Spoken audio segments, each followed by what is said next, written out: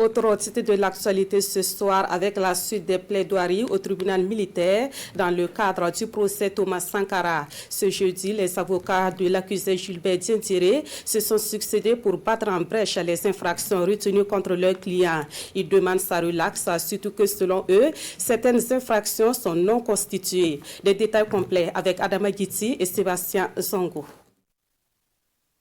L'accusé Gilbert Diendéré aurait sollicité le témoin Zitienga Abdraman par l'intermédiaire de son chauffeur Tondé Nida Pascal pour dire qu'il n'était pas au sein du Conseil de l'Entente au moment des tirs qui ont donné la mort au président Thomas Sankara et 12 de ses compagnons.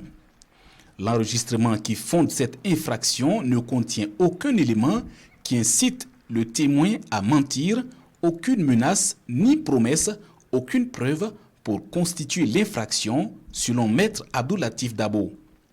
Par ailleurs, l'accusé reconnaît avoir parlé à son ancien chauffeur, mais ni l'avoir envoyé, version d'ailleurs reconnue par Tondé devant la chambre criminelle, ajoute l'avocat. L'infraction n'existe tout simplement pas, selon Maître Dabo, qui requiert la relaxe de l'accusé pour faire de subornation de témoins. Gilbert Diendéré est aussi poursuivi pour recel de cadavres sur les personnes de Thomas Sankara et 12 autres. Faisant le rappel des codes pénaux en vigueur au Burkina, Maître Kofi Saba explique que c'est celui de 1918 qui est applicable à cette infraction.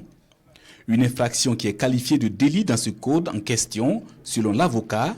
La prescription de délit est de 3 ans, alors que cette infraction a été citée pour la première fois 27 ans après les faits, ajoute l'avocat.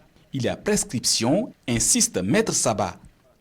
Maître Kofi Saba démontre aussi que l'infraction est non constituée car aucun fait ou déclaration de témoin ne permet d'établir que son client a contribué à assister ou aider à dissimuler les corps. Par conséquent, l'infraction de complicité de recel de cadavres est aussi non constituée, selon Maître Kofi Saba.